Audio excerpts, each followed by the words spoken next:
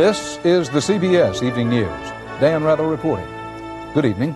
Marine Corps Major Robin Higgins made her first public statement today. She did so as evidence increased that her hostage husband and fellow Marine is probably dead.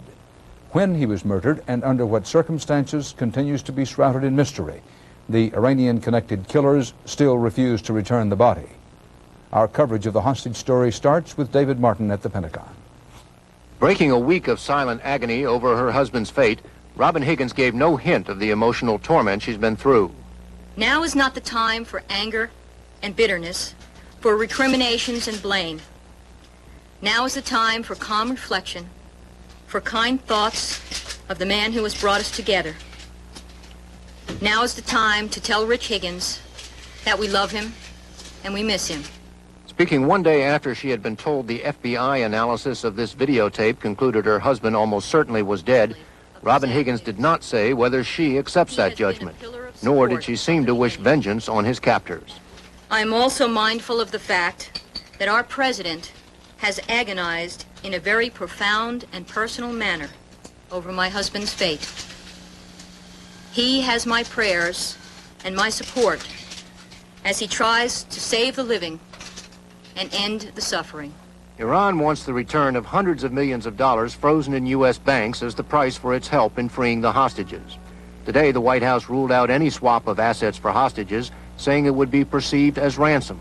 However, U.S. officials say that if Israel were to swap its Shiite and Palestinian prisoners for the Western hostages in Lebanon, the U.S. would be prepared to release Iran's assets, claiming it was a separate and unrelated action.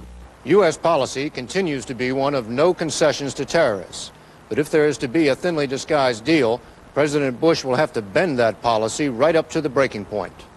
David Martin, CBS News, the Pentagon. Defense Minister Rabin put some shape on the negotiating process today, saying that bargaining will be only the second phase. He told Hezbollah, stop making speeches and show us what you've got. We'll do it in two phases. Phase number one, to get sign of life, that they are alive, the Israelis and the others. The father of one of the missing Israeli soldiers called on a leading Jerusalem rabbi today, said he prayed that with the help of God, his son will return. But the Israeli general who managed the negotiations in past prisoner exchanges warned today that the family's ordeals have just begun. It could take even 2 years. And we have to have a lot of patience. The families, first of all the families. UN Under-Secretary Goulding called on Israel today to release its prime hostage, Sheikh Obaid. But I also have to say that the kidnapping of Sheikh Obaid does not help. Israeli officials disagreed and were angered by Goulding's charge, coming as it does after Israelis believe they've proven that the Sheikh was involved in the kidnapping of a UN observer, Colonel Higgins. While terrorism was being debated in Tel Aviv, it was being practiced in the desert 200 miles to the south. A lone gunman in a Jordanian army uniform burst into a communal farm a few miles from Israel's mountainous border with Jordan. He shot an American woman, held an Israeli woman hostage in a tool shed for nearly 4 hours, and was then killed by a single bullet from an Israeli sniper.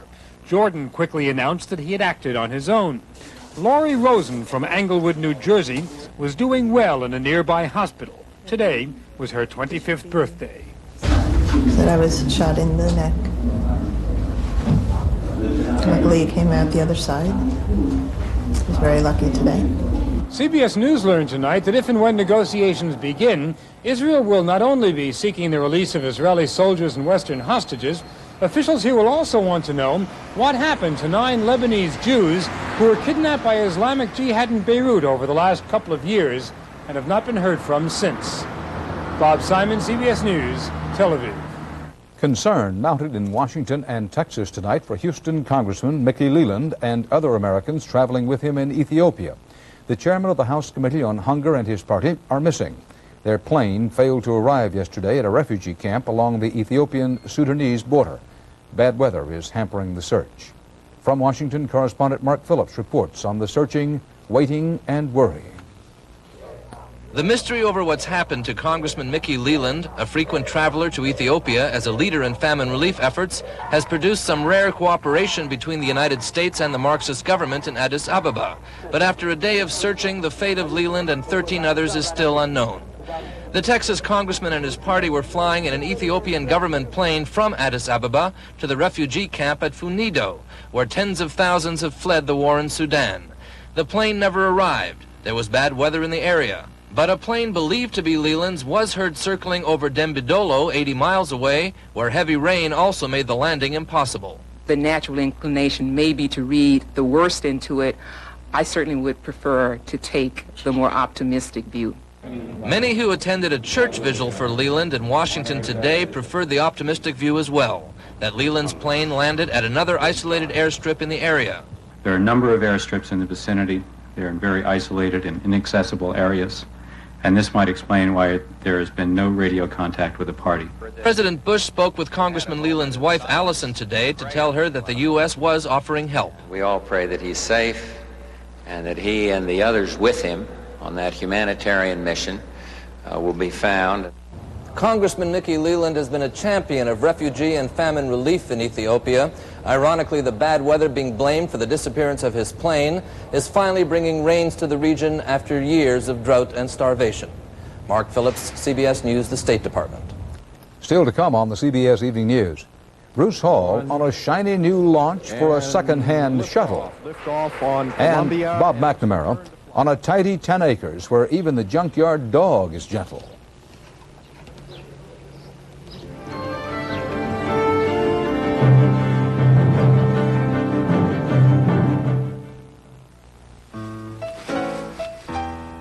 Norman, what's that? Nothing, honey. I asked a simple question. Norman, are you eating something? It's nothing, honey. He lies like a dog. Kellogg's Nut and Honey Crunch. Crisp golden flakes glazed with sweet honey and real roasted peanuts. Irene, what's that you're playing? Nut and honey. Two can play this little game. Kellogg's Nut and Honey Crunch. Have fun. Getting out and enjoying yourself. That's what life is all about. And it's easy when you have the best bladder control protection. Depend Undergarments has special layers of absorbency that won't bunch or sag, and elastic legs for a better fit. They're the best protection and the best way for you to get back into life. Hey!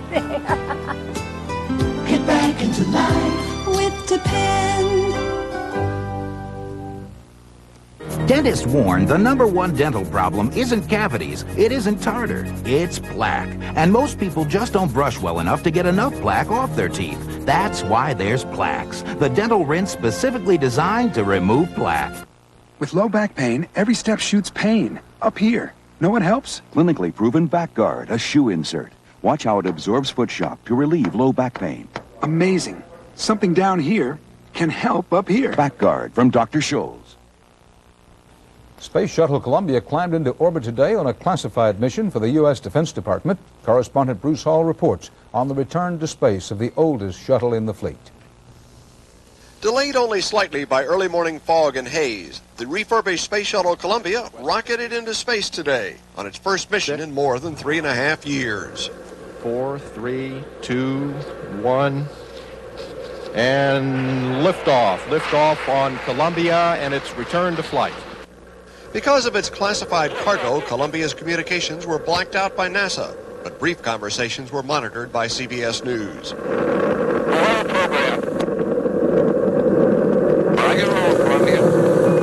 Columbia's launch means all 3 of NASA's shuttles, ordered rebuilt after the Challenger accident, are now back in service. It's good to get Columbia flying again, and we need 3 flying orbiters in order to fly off the manifest that we've got. So from that standpoint, today was a big day. Standing by for SRB separation, and we have SRB separation. Late today, Columbia's crew reportedly deployed a new classified spy satellite off the coast of Australia, sending it on a path that sources say would cover the Soviet Union, China, and the Middle East. It was generally going on the trajectory that we would expect it to go if it was carrying one of these low-altitude imaging intelligence satellites such as the KH-12. While no pictures from these imaging satellites have been released, experts say they can produce remarkable detail from far out in space, cutting through clouds and isolating an area as small as a person on a blanket in a park. Columbia's crew is also expected to launch a secondary cargo, believed to be a Star Wars experiment, before returning to Edwards Air Force Base, probably on Sunday. Bruce Hall, CBS News, Kennedy Space Center. The agreement by Central American presidents yesterday to disband U.S.-backed Nicaraguan Contras by Christmas is far from a done deal. The rebels and the Bush administration that bankrolls them are finding the agreement a bitter pill to swallow, and they're fighting it. Doug Tennell in Miami has more. After 8 years in the jungles of Central America, the plan to virtually disband the Contras was met today with defiance in camps along the Honduran border. Contra commanders say their men will move from Honduras into the hills of northern Nicaragua rather than give up their arms. We understand that over half of them want to go back armed and stay in the hills. The fighting's going to start if half your men go back, no? Yes, that could happen. Central America's presidents called their plan a major victory for regional peace. It is also a setback for the Bush administration's Central American policy. The White House said today it is still too early and unfair to say the agreement marks the end of the Nicaraguan resistance. But Nicaragua's president, Daniel Ortega, called the plan a death sentence for the Contras. Washington wanted to keep the Contras alive in order to guarantee that the Sandinistas keep their promise and hold free and fair elections next year. It's a loss in the sense that they don't have the pressure to put on the Sandinistas by having the Contras as a force in Honduras. The election campaigns are already underway, and the Sandinistas say Washington is trying to influence the outcome. Opposition parties have received several $1 million from the U.S. government through private foundations. The Sandinistas charge they are benefiting from direct covert aid from Washington as well.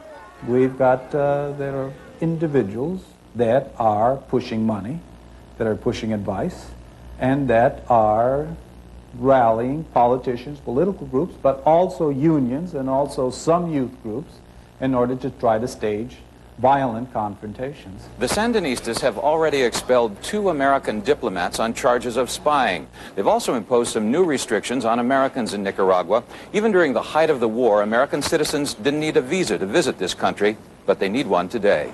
Contra commanders say they have enough supplies to survive on their own in the hills until next spring. But if the peace plan is implemented on schedule, it would turn this army and a part of Reagan-era foreign policy into history before then. Doug Tennell, CBS News, Miami. Possible new trouble for Jim Wright, the former Speaker of the House who recently resigned from Congress amid attacks on his ethics. Indications tonight that a federal grand jury in Washington is investigating some of Wright's book sale dealings. 2 groups that reportedly arranged to buy copies say they have received subpoenas. Japan's 3rd prime minister in 2 months will be former education minister Kafu. The governing Liberal Democrats picked Kafu as their party president today. Parliament will elect him prime minister tomorrow. Kafu's challenge is to make voters forget about the sex and financial scandals that brought down his 2 predecessors.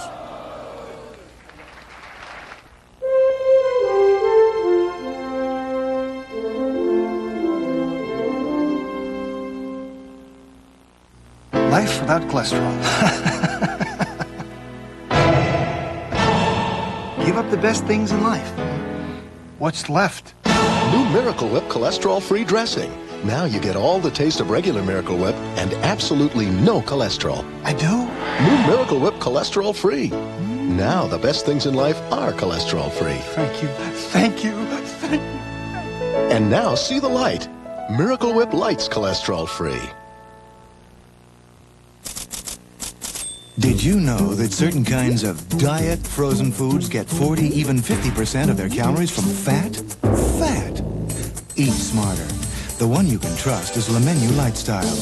Every serving is under 300 calories, helps you limit sodium, cholesterol, and is low fat.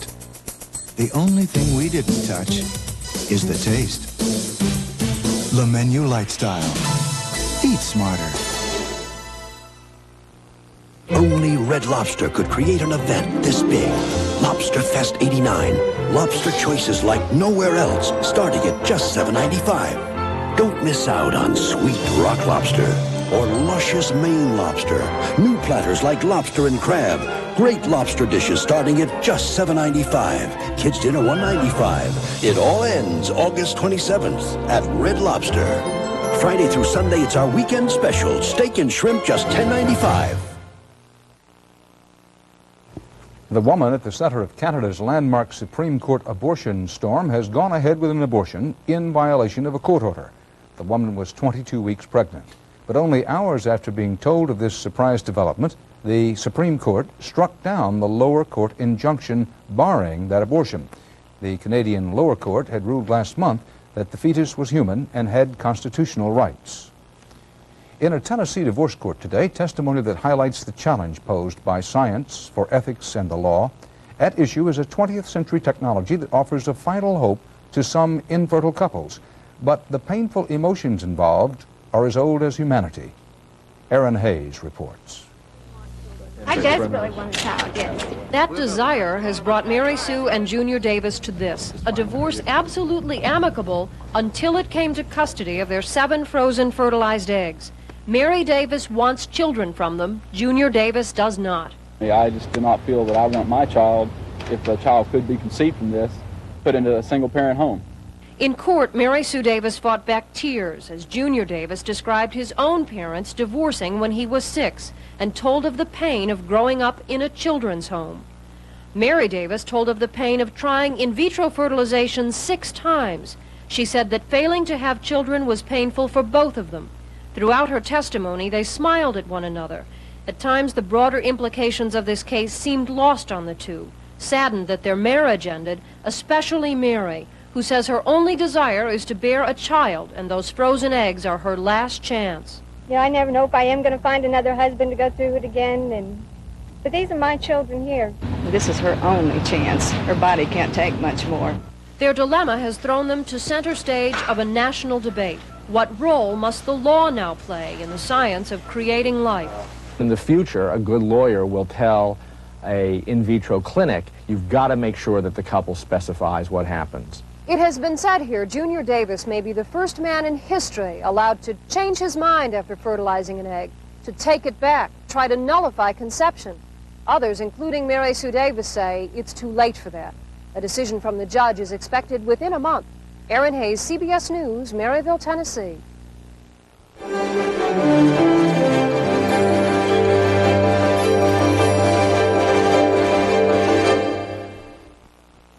I couldn't tell anybody my problem. I couldn't tell my boss, I don't feel like coming to work because I'm constipated. Some excuse. What's he going to say? Hey, take a laxative. Sure. Then get on the bus and hope that it doesn't kick in? Then one simple idea changed my life. Daily fiber therapy. Metamucil fiber therapy. See, fiber helps keep you regular, but I wasn't getting enough. Now I get plenty. And Metamucil fiber won't irritate your system like a harsh chemical laxative. Works with your body, safely, naturally. So, with Metamucil every day, I got regular and stayed regular. Now when I talk to my boss, I say, hey, how about a raise? Metamucil, and you could stay regular for the rest of your life. To my beautiful wife. It's nice to know he still loves the way you look. And if you wear dentures, you can count on Effordent to freshen up dentures and clean away stains so well. With Effordent, all he'll notice is you.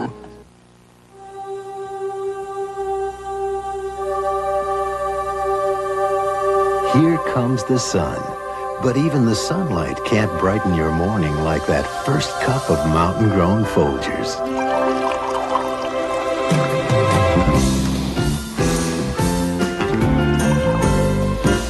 The best part of waking up is Folgers in your cup. Today's report from the War on Drugs centers on veterans of the bloody battlefields of teenage gangs. Old beyond their years, they are housed in detention centers set up by the California Youth Authority, which was established in the 1940s, when today's drug society was not even the material for nightmares. And now David Dow reports on their desperate past and bleak future in the latest of our investigative reports, An American Crisis, Children of Despair. For Ed Quay, it is just another school day, another vigilant day with some of California's most troubled students. We're looking for the tone of the group. Is there a lot of hostility in the faces or a lot of hostility in the conversation as the wards are walking by? These are watchful times in Ventura School and 10 other state facilities that house some of California's most dangerous young offenders. Is it that serious? No, it ain't serious. But can it be? Times of overcrowding and stricter security. Times that reflect the harvest of America's streets today. Kids today are much more gang-oriented than they were, much more apt to resort to violence if for some reason you get between them and what they want to do. Yeah, it's a lot of people in here that shot people. You afraid of those people? Nah, not really. Why not? Because it's not nothing to be afraid of. It's happening every day. And every day, the California Youth Authority inherits some of the survivors from the deadly street game of gangs and drugs. Officials estimate that more than a third of their wards are hardcore gang members. Another third, sympathizers or youths who join for protection. Henry Quiroga learned firsthand the dangers of going it alone. I was stabbed 12 times, back, past Robles. While you were in jail? Yeah, when I was asleep. I just didn't want to play their games. There you go. California has tried to fight juvenile crime, including gang violence, with longer sentences. But critics contend that has only jammed the facilities. Here, 2 inmates live in tiny cubicles intended for one. These institutions have become powder kegs. It would not take a great deal for riots to erupt in these institutions because there are too many bodies in too small a space. There are so many rival gangs represented here that separating them is virtually impossible. So authorities have taken other measures in an effort to minimize the chances of violent conflict. They claim the measures are helping, but more and more of the reform schools resemble prisons. And at each of them, there is now a gang coordinator like Ed Quay, watching for any sign of trouble. Do what? Well, you're all upset, though. Something's coming down your way. What's a gang stuff? I don't know. They have even tried to strip the gangs of their identity, their colors, their trademarks, with mixed results. All right, man, don't fly colors here, okay? What you have here is different gang graffiti. And even on a baseball glove. Even on baseball gloves. Get away from gang activity. In gang awareness classes, officials appeal for change, knowing they will often fail. 3 months ago, somebody in my family, got killed, I don't like talking about it, because I don't even know who done it yet, But I know when I get out there, I'm a seek revenge, I'm a revengeful person. And out there, also, the same attractions that made many here a statistic, part of an 85% increase in juvenile felony drug arrests in just 5 years. By the time I was 10, I was using cocaine and anything else I could get my hands on. When did you start dealing? About 12 or 13. People getting killed, but that's still not stopping them from selling dope. Because that's an addiction right there. The money talks. I'd make a good $300 a day, which was cool for me. 15 years old, that was good. Almost every day, some of the wards return home. Chances are about 3 out of 4 eventually will be back. Many reinfected by the twin epidemics of drugs and gangs. David Dow, CBS News, Ventura County, California.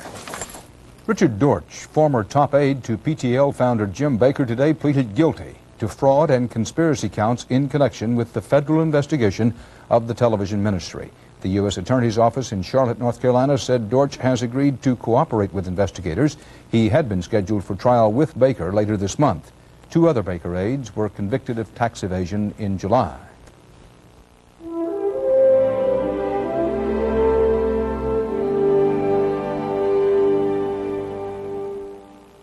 Now, new scientific tests prove Heart's Blockade Repellent gives your pet total protection against fleas and ticks, or your money back.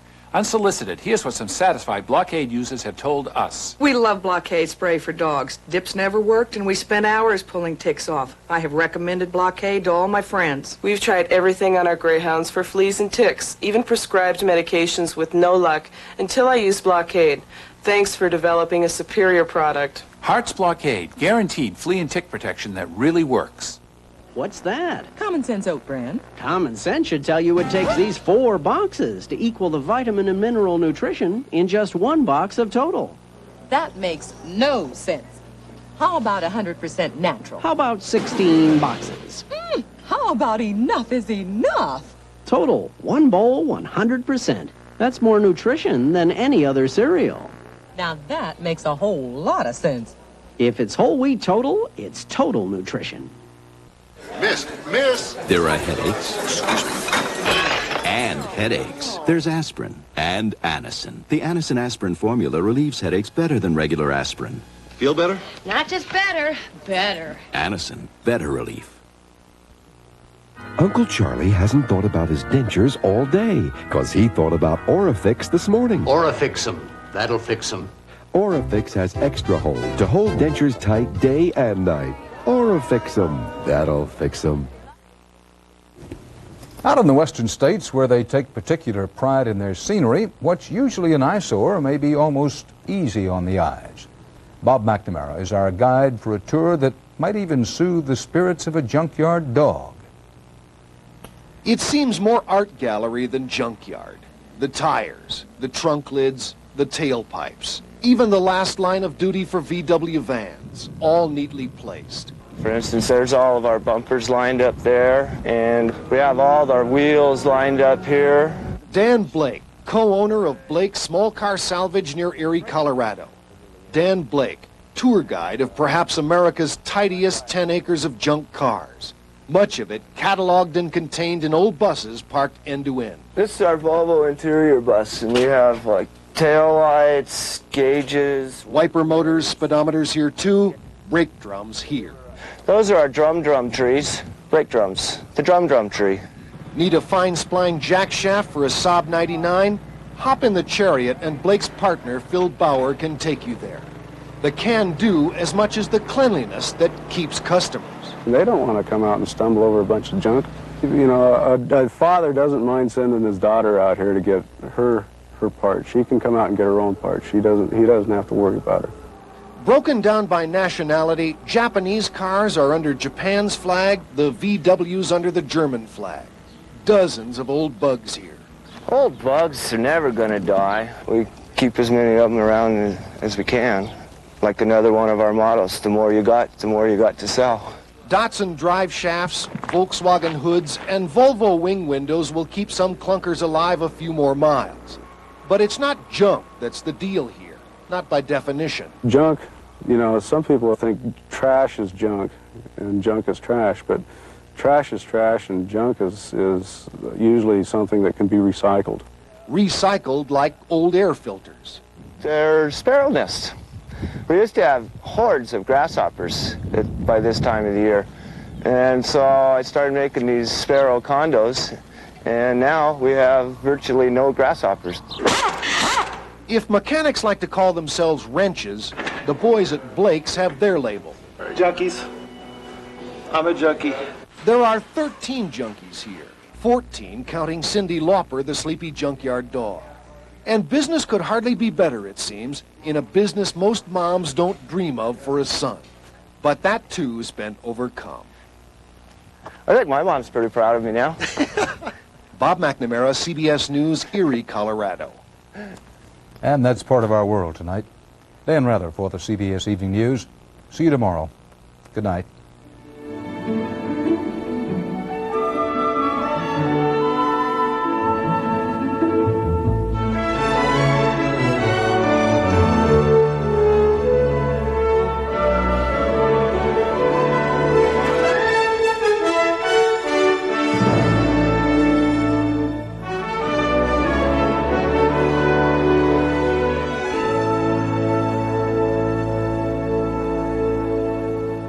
I'm Kathleen Sullivan. Last week, a whitewater rescue. Tomorrow, our Dr. Bob Arnott reunited with the woman he saved. Also, 30-somethings Melanie Mayron on CBS This Morning.